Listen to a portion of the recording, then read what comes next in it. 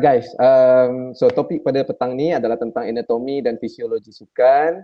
And saya nak tanyalah tuan-tuan, file ni memang agak berat ni sebenarnya. Yeah, that's correct. That's correct. Sebab it got video. Kan? It got video so that video ni adalah video yang dah embed dalam slide yang being prepared by the ISN. Bukan saya yang prepare slide ni lah.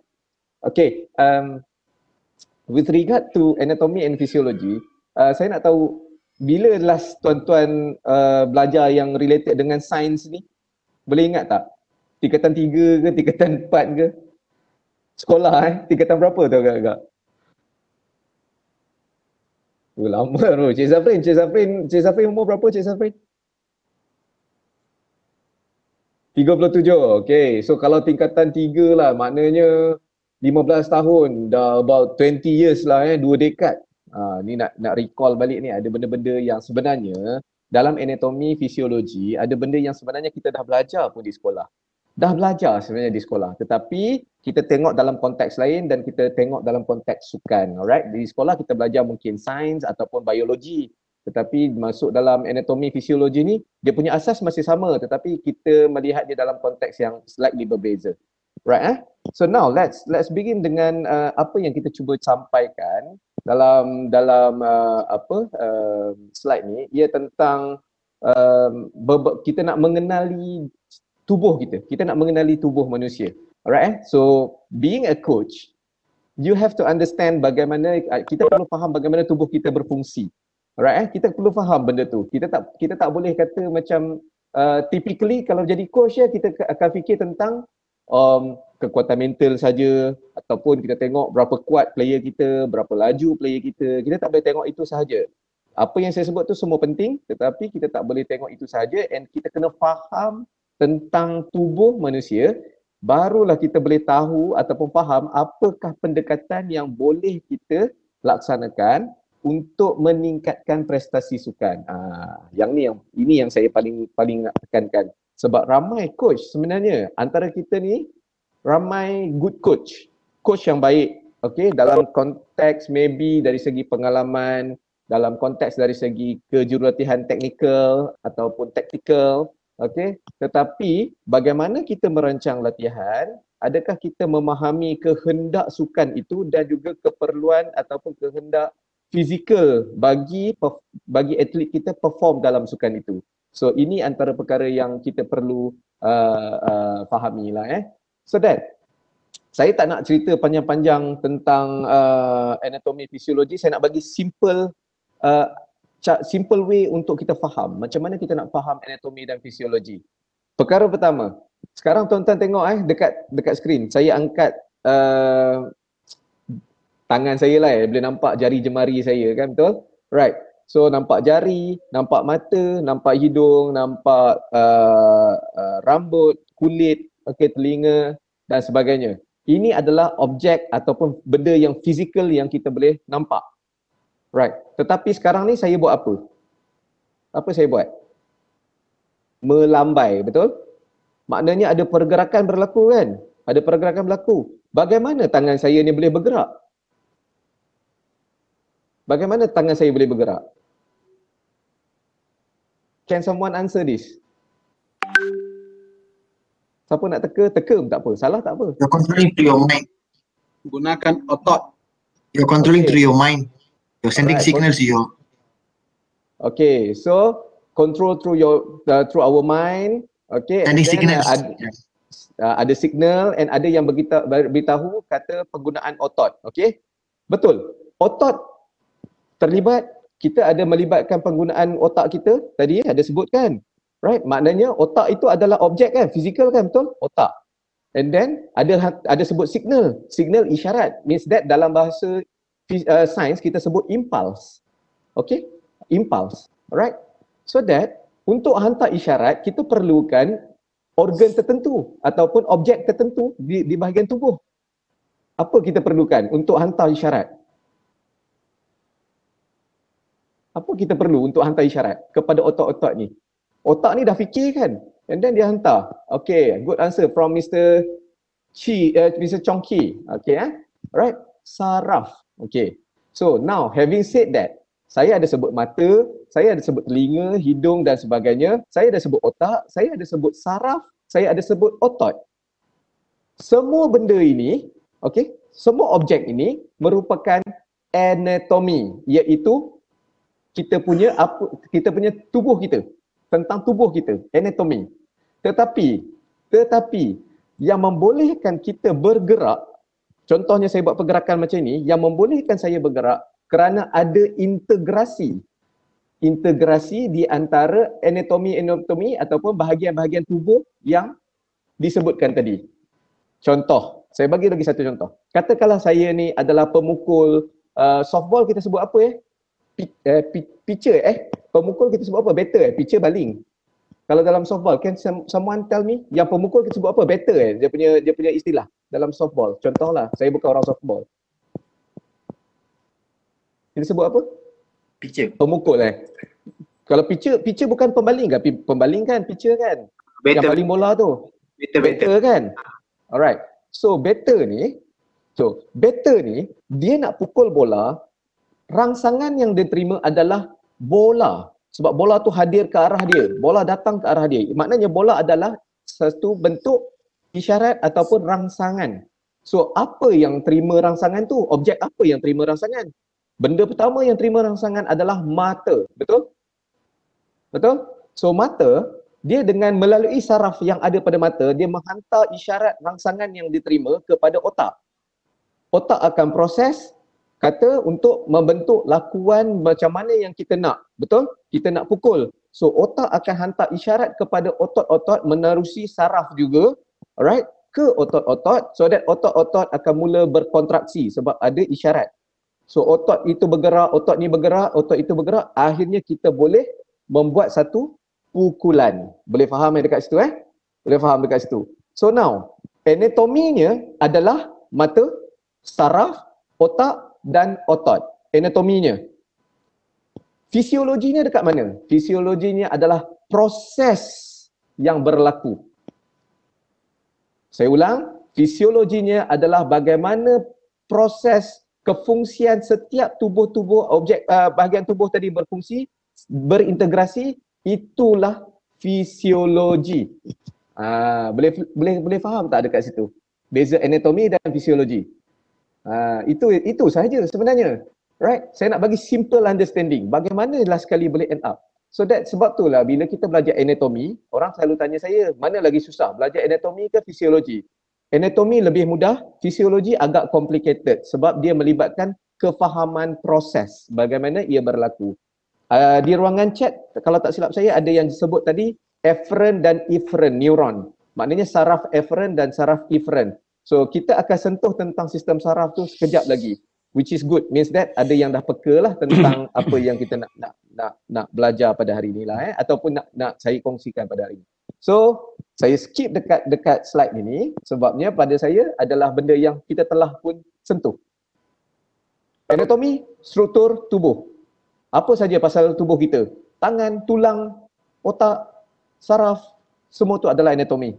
Right? Tetapi fisiologi bagaimana tubuh kita berfungsi. Means that tadi yang proses the whole thing berlaku yang membuatkan kita boleh berfungsi dan melakukan sesuatu. Boleh faham dekat situ Tuan-tuan? Right. So ada yang tak clear tak tentang fisiologi? Simple kan sebenarnya nak faham dia. Okay. So ada Mr. Kartik, ada something to say? Okay. Okay.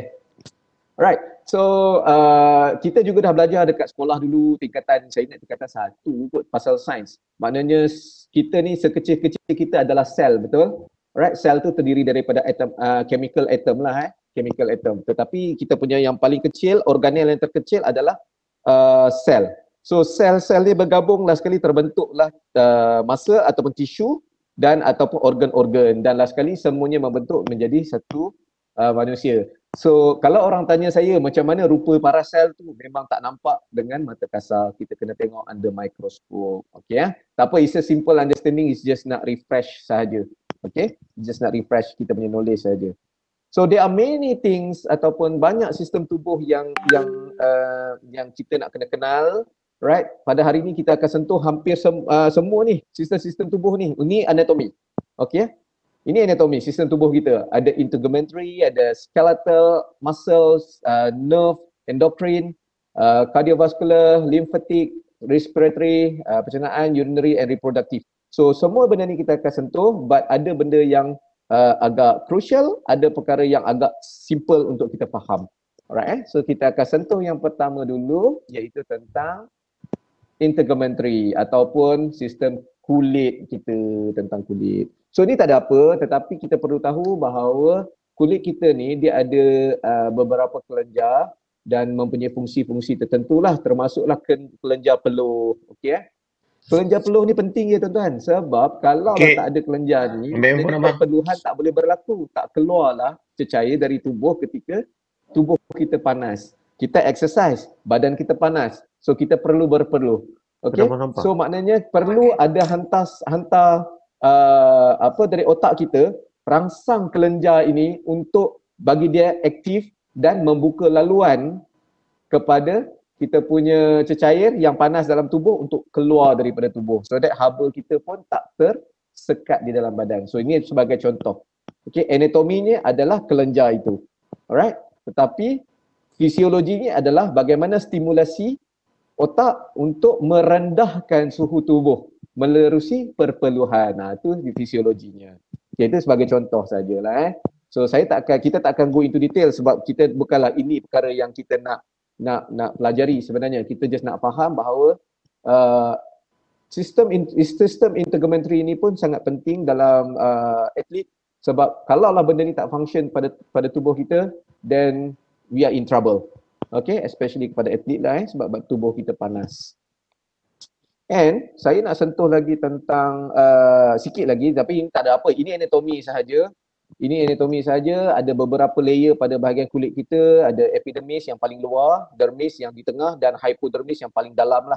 Okey, tak perlu risau sangat pasal benda ni, dan kita perlu faham bahawa dekat kulit kita ada reseptor. Okey, reseptor ni adalah penerima rangsangan. Okey, tadi mata kan, mata pun ada reseptor juga. Okey, tetapi untuk kulit reseptor dia adalah untuk menerima rangsangan seperti sakit, panas, sejuk, sentuhan dan tekanan. Contoh kalau kata kita ditumbuk and then kita boleh rasa sakit. Okay, because of dekat permukaan kulit kita ada reseptor yang memberi isyarat kepada otak menyatakan bahawa ada something yang kuat telah kena pada permukaan kita dan badan kita, tubuh kita tak boleh tolerate. That's why kita boleh rasa sakit. Kalau sentuh macam ni saja, kita hanya rasa sentuhan. Tetapi kalau kena punch, kita rasa sentuhan dan kita rasa sakit. Sebab apa ada sakit? Sebab ada limit yang boleh diterima ataupun absorb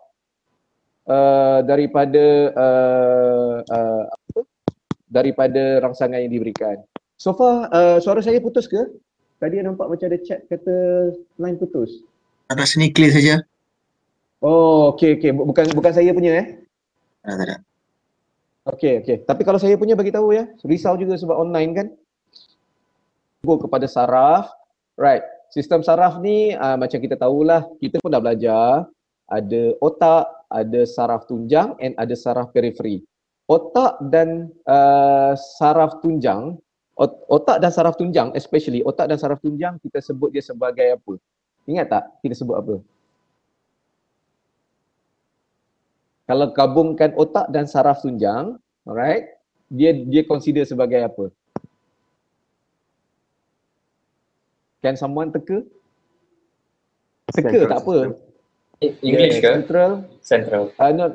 Central nervous system. That's good. Okay, ataupun sistem CNS. saraf. Yes, CNS ataupun sistem saraf pusat.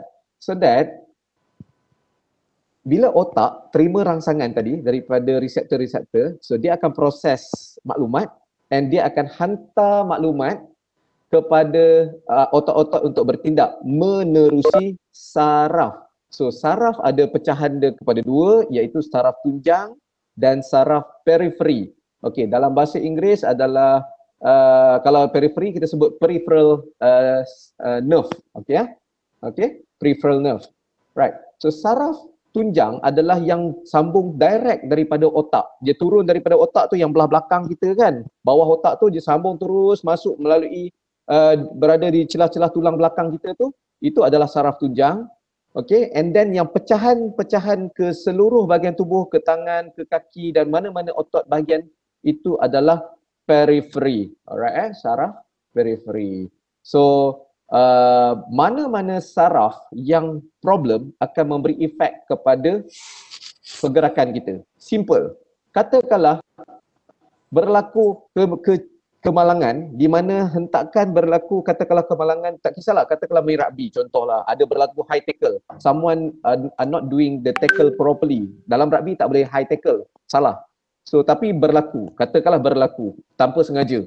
So kecederaan berlaku dekat bahagian C3, bahagian neck, okay, neck injury, dan menyebabkan tulang kita tu dalam condition yang sepatutnya macam ni dah lari, sengit. Okay, so bila sengit tulang tu dia lari, so dia dah mencacatkan ataupun mengganggu atau merosakkan saraf tunjang kita. Contoh, kita masih lagi hidup, tetapi kita mungkin lumpuh. Sebab apa? Sebab otak kita function. Dia hantar isyarat untuk bergerak, tetapi penghantarnya, highway-nya sudah broken. Sudah rosak. So that's why kenapa kalau dalam atlet kadang-kadang bila berlaku kecederaan dia kena tackle, and kadang-kadang dia mengadu kepada medik ataupun pegawai perubatan. Dia kata, saya tak rasa kaki saya tak rasa tangan saya rasa kebas. Okay, means that ada impact, ada kebarangkalian, ada impact berlaku pada saraf yang tertentu yang menyebabkan feeling sebegitu boleh dirasakan. Boleh faham maksud saya dekat situ. So that we have to understand benda-benda ni lah right. And saraf ni, sistem saraf ni kita boleh train dia tau. Kita boleh train dia. Perasan tak ada orang buat training, kadang-kadang dia gunakan lampu cahaya. Sekarang ada macam blaze spot nama dia kalau tak silap saya. Okay, so dia ada lampu-lampu kan. So atlet try to react kepada lampu atau isyarat. Alright, itu adalah bukan setakat training untuk masa reaksi ataupun reaction time, and bukan setakat training untuk kita punya keupayaan untuk kita buat agility kalau kita setting dia dalam space yang lebih besar, tetapi ia juga sebahagian daripada training untuk improvekan sistem saraf kita, so that mata kita receive signal which is lampu. Okay, contohnya lampu atau bunyi. So kita react kepada lampu dan bunyi tersebut. So kita keep train the system, the nervous system untuk lebih faster. Kita stimulate dia, rangsang dia. So that's why training berulang kali untuk perkara-perkara yang macam gini good for kita punya central nervous system. And perasan tak, kalaulah kita lama tidak aktif bersukan, and bila kita nak mula balik bersukan, and kita rasa everything slow. Siapa yang dah lama tak bersukan, and bila dia nak start balik, dia rasa so slow to react. Benda tu kita biasa dah buat, biasa dia cepat je.